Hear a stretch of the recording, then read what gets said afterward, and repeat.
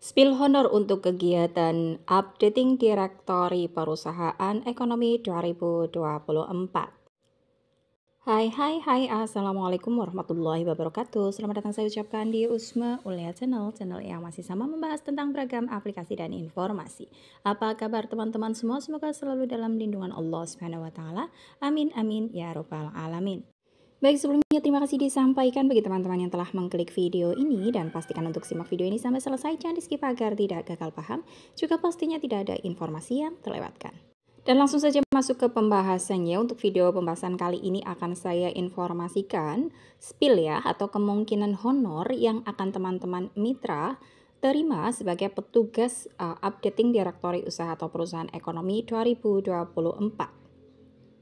Sebagai informasi untuk teman-teman sekalian, bahwasanya untuk kegiatan Updating Direktori Usaha Perusahaan Ekonomi 2024 atau yang dapat kita kenal dengan istilah SPR 2024, untuk masa pencacahannya yaitu sesuai dengan jadwal awal, yaitu 1 sampai dengan 31 Juli 2024, dan saat ini ada perpanjangan waktu pencacahan yaitu sampai dengan 9 Agustus 2024.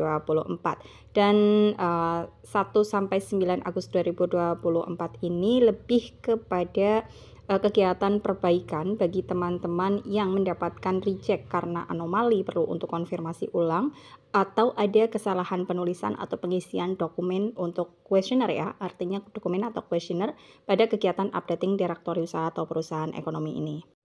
Dan bagi teman-teman yang ikut dalam kegiatan ini, saya yakin sudah selesai untuk kegiatan pendataan lapangannya. Mungkin saat ini masih menunggu atau masih dalam tahap untuk perbaikan bagi teman-teman yang ada isian yang kurang tepat atau ada anomali, perlu konfirmasi ke usaha atau perusahaan yang menjadi wilayah teman-teman ya, wilayah tugas teman-teman. Dan pastinya dalam waktu dekat mudah-mudahan honor sudah diberikan atau ditransfer ke rekening teman-teman sebagai petugas updating direktori ini. Sebagai gambaran untuk teman-teman, pernah saya sampaikan untuk pembahasan di video-video saya yang sebelumnya bahwa untuk kegiatan updating direktori usaha perusahaan ini, untuk perhitungan honornya yaitu berdasarkan banyaknya dokumen yang menjadi wilayah tugas teman-teman. Jadi kalau ini sebagai informasi, ini yang ada di wilayah saya ya. Jadi kalau di wilayah saya pada saat kegiatan pelatihan itu sudah dialokasikan oleh penanggung jawab kegiatan updating direktori usaha atau perusahaan untuk beban tugas masing-masing petugasnya, di mana untuk masing-masing petugas kisaran besaran atau kisaran jumlah perusahaan yang harus berhasil disubmit dengan kategori poin satu-satunya berkode 1, 3, atau 5 yang artinya aktif atau alih usaha, atau yang intinya berhasil untuk disubmit ya, disubmit dengan kategori 1, 3, 5 ya, yang artinya berhasil untuk dicacah secara lengkap, itu sesuai dengan jumlah yang sudah ditentukan dari awal. Dan untuk di wilayah saya kisaran 38 sampai dengan 41 perusahaan yang untuk satu petugasnya. Dan sebagai informasi, pada saat kegiatan tersebut berlangsung pastinya banyak sekali ya, untuk saya, pengalaman saya pribadi, untuk wilayah tugas saya, beban tugas saya pribadi sebagai informasi, ada 38 usaha atau perusahaan yang harus saya submit dengan kategori 1, 3, 5-nya. Dan ternyata keadaan di lapangan dari 38 sampel utama yang sudah dialokasikan oleh penanggung jawab, hanya berhasil 18 usaha atau perusahaan saja yang berhasil saya cacah dengan kode 135, artinya selesai untuk didata. Dan selebihnya ada 20 perusahaan ternyata sudah tutup.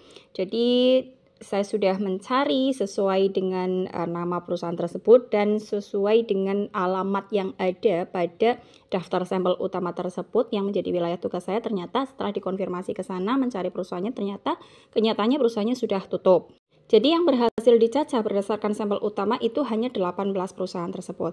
Tetapi untuk kebijakan di wilayah kabupaten saya tinggal ini, ada sampel cadangan yang teman-teman PCL bisa ajukan untuk menggantikan sampel utama yang tidak berkode 135 di poin 111-nya.